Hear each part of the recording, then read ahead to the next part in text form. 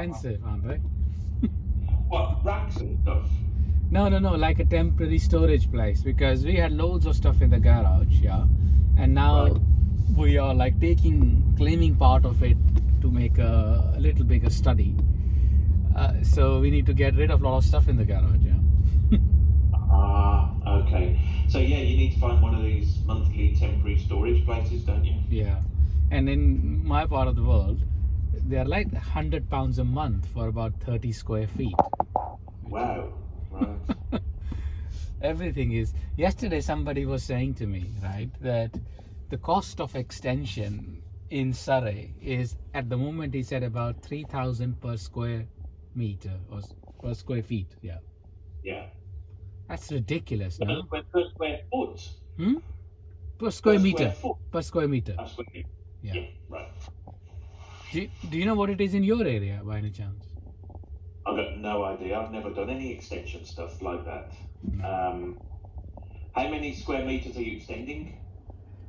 So my extension is only about 24 meters, yeah. Right. Maybe a bit more than that.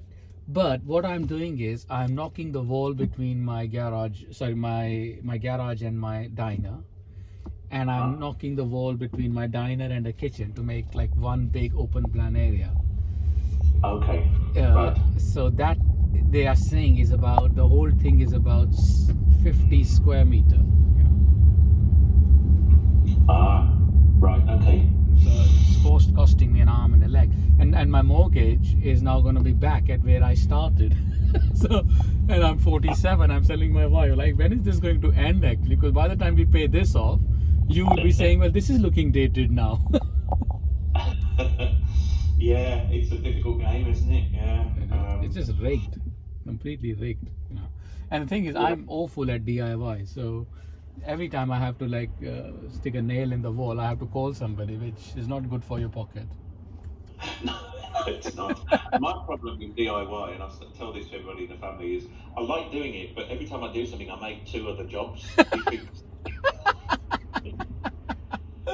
Yeah, same here actually. But now, unfortunately, I've got a new house. I don't have to do any DIY. Yeah, I just hope that after, like, when I am 57, 58, I paid off this mortgage and then that's it, Yeah, it's a nice feeling.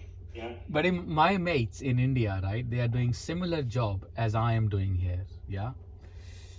And I tell you something, they've all got 2-3 houses now, because in India, right, the salaries are for an IT bloke is like similar to what you get in the UK, but about 20-30% less, right? But the cost of living is 1/5. Right. So they like saving money like hell actually. Anyway, it is what it is. It is. Yeah. They don't have the quality of life I have, nice weather, sunny weather, everything nice here. Nice Chinese car to drive around in. Yeah. Chinese cars, Chinese takeaways, Hey, listen, I was gonna ask you, I don't know, what can we do between now and Mr. Rich giving us 1 hour time actually? I was wondering, Andy, does he mean to say that those 3-hour calls are like, you can have discovery calls, and people like IFS might actually be doing value engineering kind of effort during that time? Well, I don't know. And what I am trying to do is just work out the. And I think the first call, we need to go in with a bunch of questions to answer. Yeah. And prior to that, I was just about to send him actually the schedule so far, because there are 2 or 3 things that we could lock in, and I want to send that mail off today. Okay. But do you think me, you, and Dan should have a prep call for that call on Monday to work out the agenda, because they're just going to be there to answer whatever questions we have. Yeah, we can have a prep call in the morning, of the Monday, right? Yeah. Okay. Let's do that. Because we absolutely need to nail down what he wants to respond, right? Okay. What is the RFI response I understand pricing is one bit, right? That's just one thing. And implementation, methodology, etc. is okay. But functionally, what does he want us to respond? Yeah, and I think it would have been easier if he'd given us an Excel like we Yeah. get all the time.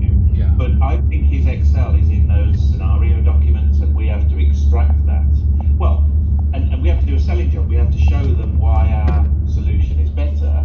And I think that question on what functionality you can't do is about transparency, because they'll know that we can't do everything, but they'll be expecting us to say, well, okay, what can't you do, and what's got to be configured or customized?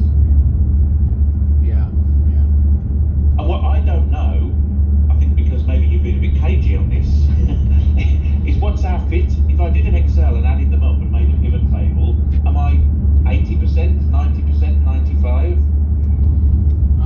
We are 95%, Andy. 95%, if not more. There is nothing Okay. other than one thing which we know we can't do, which What's is that? that scheduling based upon space. Yeah, which is you remember the hangar requirement at Marshall. It's because they blow up life rafts. isn't Yes, for which we don't have a perfect solution. But it's not that big an issue, to be honest with you, because you know how many life rafts you can do, and you schedule production orders accordingly. So it's not that big a requirement, to be fair. But other than that, they have not told us anything which. You're not going to use sort of rough cut. No. No gaps. No. So that question 4 then, the answer is Yeah, I think sorry. there are no gaps as such. There are no gaps which we know of. Wow, how the hell would we do this? No, there is nothing like that. Yeah.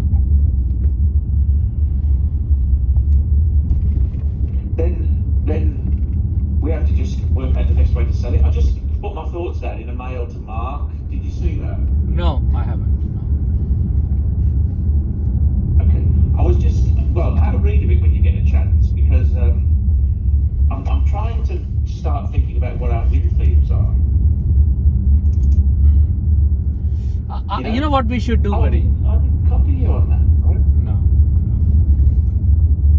You know what we should do? Yeah. Because I've go on.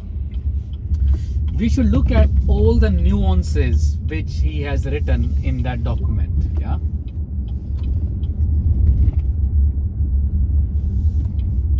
Yes. And then explain how we handle those nuances. Yeah. Do you think that'll be a good idea? I do. Yeah, because that's the differentiating things, isn't it? Yeah.